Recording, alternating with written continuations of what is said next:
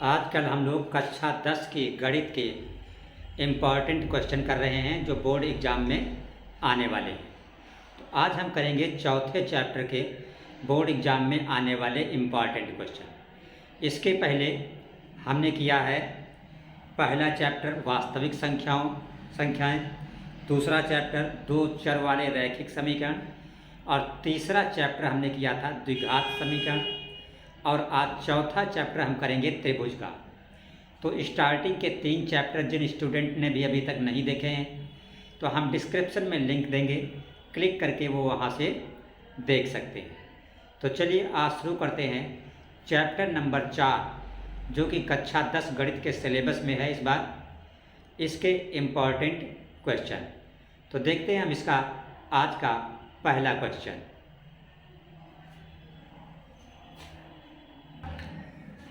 देखिएगा पहला क्वेश्चन लिखा हुआ है, क्या है, क्या लिखा है? भुजा ए, भुजा कितनी है?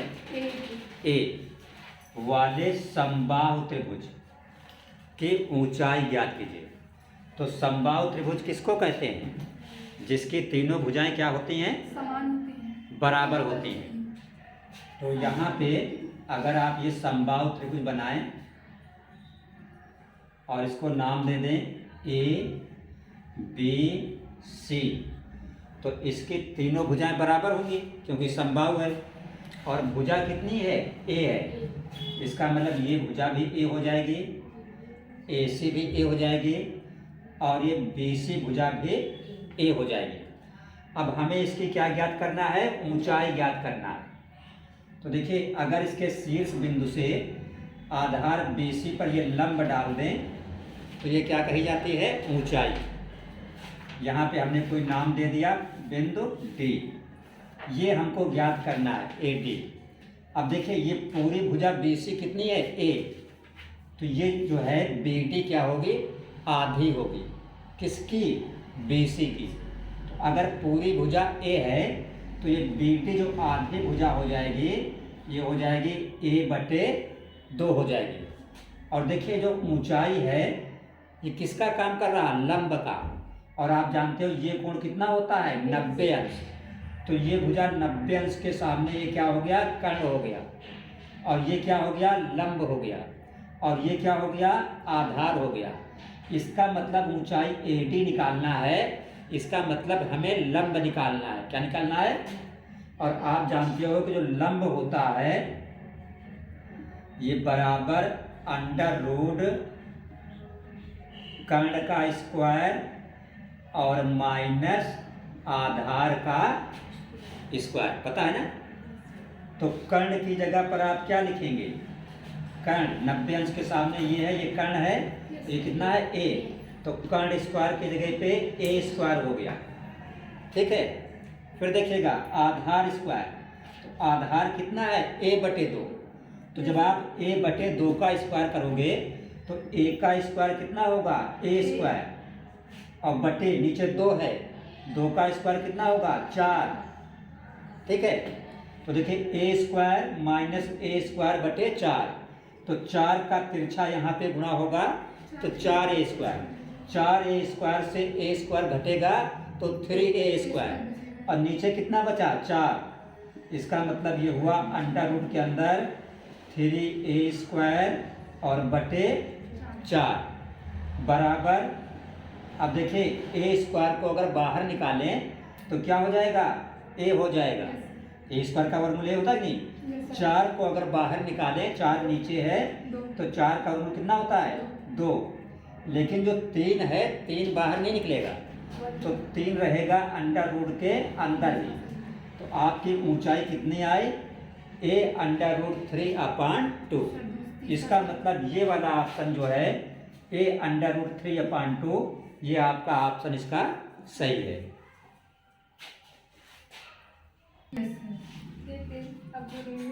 देखिए सेकंड क्वेश्चन लिखा हुआ है, दो समरूप त्रिभुजों की ऊंचाइयां, दो समरूप क्या हैं?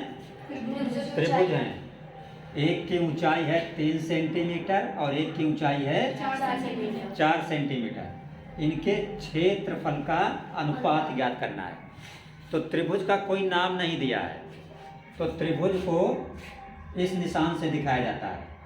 ठीक, तो यहाँ पे लिख दिया 1, त्रिभुज 1 मीन्स पहला त्रिभुज, बटे नीचे क्या लिख दिया, त्रिभुज 2 मीन्स दूसरा त्रिभुज, और बटे का मतलब अनुपात। तो दोनों त्रिभुज के क्षेत्रफल का क्या हो गया, अनुपात। क्षेत्रफल के लिए यहाँ पे आप AR एरिया लिख सकते हो, क्षेत्रफल को शॉर्ट में AR लिखा जाता है। अब ये दोनों त्रिभुज कैसे हैं, समरूप हैं। तो आपने पढ़ा है कि समरूप त्रिभुज के क्षेत्रफल का जो अनुपात होता है वो उनके भुजाओं के वर्गों के अनुपात के बराबर होता है। तो यहाँ पे क्या दिया है, ऊंचाई दोनों की, तो जिस तरह भुजाओं के वर्गों के अनुपात के बराबर होता है उसी तरह ऊंचाई के वर्गों के अनुपात के भी बराबर होगा। तो पहले की ऊंचाई को h1 बोल दो और दूसरे की ऊंचाई को h2 और इसका होल स्क्वायर। ठीक है, बराबर के नीचे बराबर लगा दो, h1 की जगह पे 3 और बटे h2 की जगह पर 4 होल स्क्वायर। 3 का स्क्वायर कितना होता है, 9, और 4 का स्क्वायर कितना होता है, यही आपका आंसर हो गया। आंसर लिख दोगे 9:16। ठीक है, सिर्फ इतना ध्यान रखना है कि जब भी दो समरूप त्रिभुजों के क्षेत्रफल का अनुपात निकालना हो तो उसके भुजाओं के अनुपात के वर्ग के बराबर होता है। अगर ऊंचाई दी हुई है तो ऊंचाई के वर्ग के अनुपात के बराबर होगा। देखिएगा तीसरा क्वेश्चन क्या लिखा है, चित्र में क्या लिखा है, DE समांतर BC। ये देखिए DE है, ये आपकी DE है और ये किसके समांतर है, BC के। उसके बाद दिया है AD, ये जो है AD कितना है, x है। BD ये हिस्सा कितना है, x-2 है। ये AE कितना है, x+2 है, और CE कितना है, x-1 है। तो हमें ज्ञात क्या करना है, हमें x का मान ज्ञात करना है। ठीक है, तो आपने पढ़ा है कि किसी भी त्रिभुज में जब कोई एक भुजा दूसरे के समांतर होती है तो AD/BD बराबर होता है AE/CE के। सिर्फ इतना लिखा जाएगा, हम लिखेंगे AD/BD बराबर क्या लिखेंगे, AE/CE।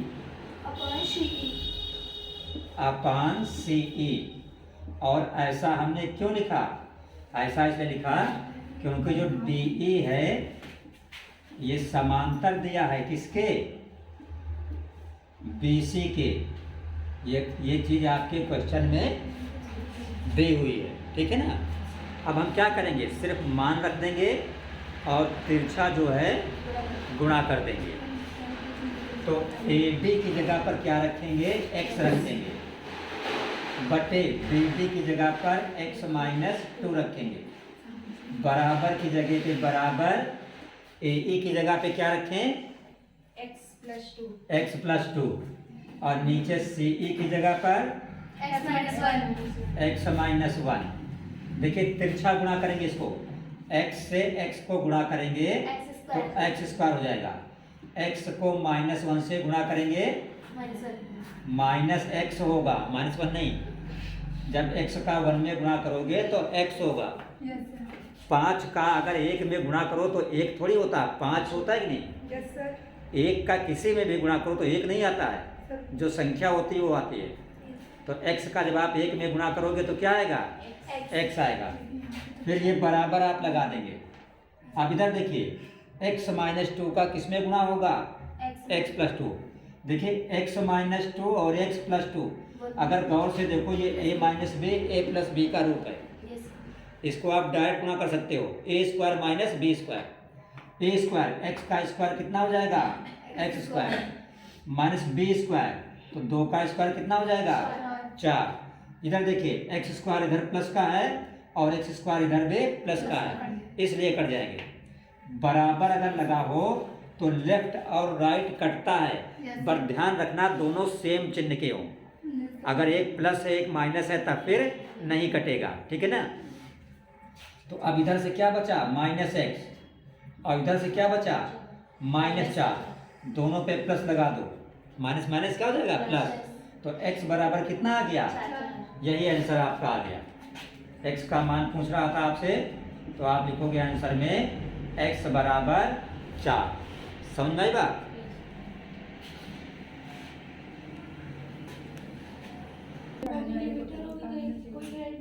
चलो देखो अच्छा इधर अनुष्का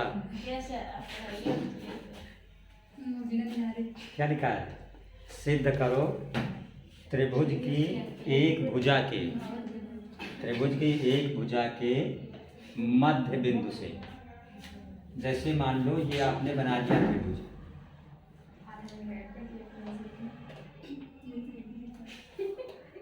ठीक, इसको नाम दे दिया हमने ABC। क्या कह रहा, त्रिभुज की एक भुजा के मध्य बिंदु से हमने मान लिया AB का जो मध्य बिंदु है वो क्या है, C है। ये C कैसा बिंदु है, मध्य बिंदु। C कैसा है, मध्य बिंदु। तो कह सिद्ध कीजिए कि त्रिभुज की एक भुजा के मध्य बिंदु से दूसरी भुजा के समांतर खींची गई रेखा, मान लो मध्य बिंदु C है, इससे हमने BC के समांतर ये रेखा एक खींच दी CD, ठीक है। तो जो रेखा खींची गई CD, ये क्या सिद्ध करना है, तीसरी भुजा को समद्विभाजित विभाजित करती है। तो तीसरी भुजा कौन हुई, AD। सिद्ध करना है कि ये रेखा CD है, ये AD को समद्विभाजित विभाजित करती है। समद्विभाजित विभाजित करने का मतलब हुआ कि दो बराबर भागों में बांटती है। तो अगर हम ये सिद्ध कर दें कि AD बराबर CD, क्या सिद्ध कर दें, AD बराबर CD, इसका मतलब क्वेश्चन लग गया। तो सबसे पहले हम क्या लिखेंगे कि C मध्य बिंदु है। C कैसा बिंदु है, C कैसा बिंदु है, किसका, AB का। तो जब ये मध्य बिंदु है तो आप क्या बोल सकते हो कि AC बटे BC,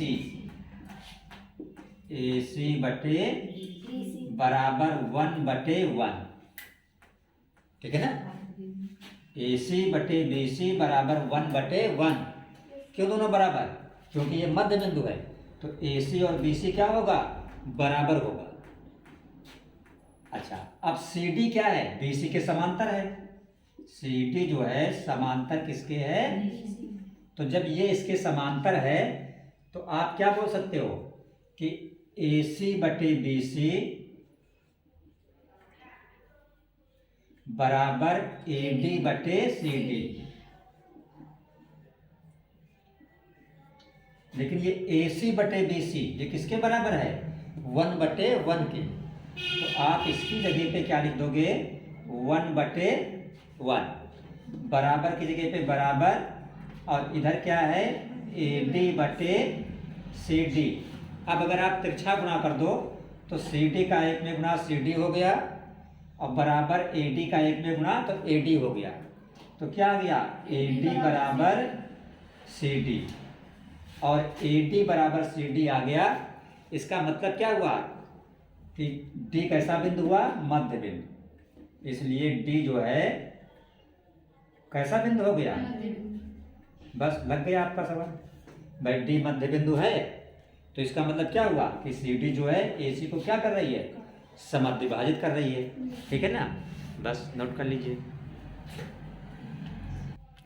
चलो देखो अगला क्वेश्चन नंबर 5 क्या लिखा हुआ है, लंबाई 6 मीटर वाले ऊर्ध्वाधर स्तंभ, ये कोई है 6 मीटर का क्या है, स्तंभ है। कितना है ये, 6 मीटर का।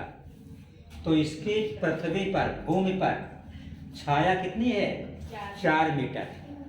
तो देखिए इधर जैसे ये स्तंभ है तो इसकी छाया कहाँ पे बनेगी, यहाँ पे ऐसे, ये इसकी क्या हो गई, छाया हो गई। ठीक है, अगर हम इसको ए बी नाम दे दें, ए बी क्या है, स्तंभ, कितना ऊंचा, 6 मीटर। इसकी छाया ए सी कितनी है, 4 मीटर। जो छाया है ये कितनी है, 4 मीटर। ठीक है, आगे सवाल में लिखा है उसी समय एक मीनार की छाया की लंबाई कितनी है, 28 मीटर। तो देखिए हमने इसको ऐसे पीछे किया और ये बना दिया मीनार, डी ई, ये आपका क्या हो गया, मीनार हो गया। अब इस मीनार की जो छाया है कितने मीटर है, 28 मीटर। तो यहाँ से लेके सी से लेकर यहाँ तक ये इसकी हो गई छाया, और ये छाया कितनी है, 28 मीटर। ठीक है, हमें क्या बताना है, हमें पता करना है कि इस मीनार की ऊंचाई कितनी होगी। तो देखिए यहाँ से दो त्रिभुज बनेंगे। एक त्रिभुज अगर हम BC को मिला दें, ध्यान से देखिएगा, तो कौन सा बन गया, ABC। और दूसरा देखिए अगर इसको ऐसे मिला दें हम यहाँ से,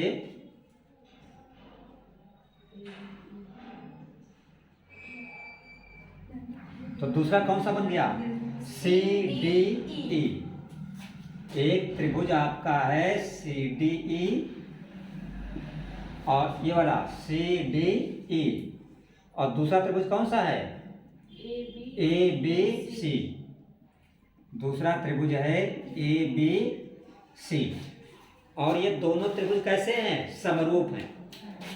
ये दोनों त्रिभुज कैसे हैं, क्यों समरूप हैं, हमने आपको बताया है कि अगर एक त्रिभुज के दो कोण बराबर हो दूसरे त्रिभुज के दो कोण के, तो दोनों त्रिभुज कैसे होते हैं, समरूप होते हैं। आप गौर से देखिएगा, ये जो ABC त्रिभुज है इसका ये कोण कितना है, 90 अंश। और जो CDE त्रिभुज है इसका ये कोण कितना है, 90 अंश। तो दोनों का एक एक बराबर हो गया। अब देखिए तो ये वाला कोण है C, ये देखिए ABC का भी कोण है और यही बड़े वाले CDE का भी कोण है।